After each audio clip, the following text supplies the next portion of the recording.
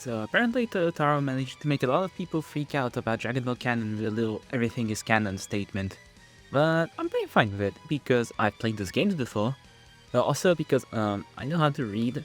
That to me is doing a lot in his sentence, but honestly, even if it wasn't just a personal take of Toyotaro that a lot of people just blew out of proportions, I think a lot of people overvalue Dragon Ball canon. And more precisely, I think a lot of people mean like a main continuity of Dragon Ball more than like canon.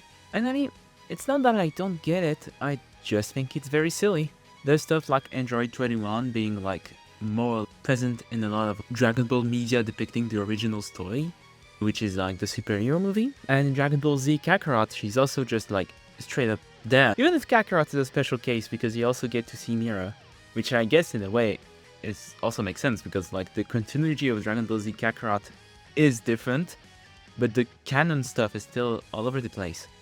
You've also got a more recent example of that in Dragon Ball Daima when they've mentioned Universe 7.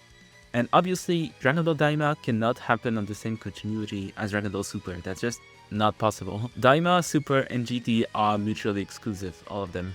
So yeah, every concept being explored in canon to me is not surprising.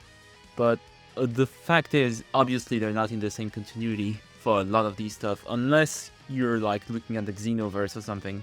And if you think that's bullshit, and that having a main continuity is sort of important, I would just remind you, the Dragon Ball manga and the Dragon Ball Z anime don't even follow the main continuity. We're all in a side timeline, and none of this matters.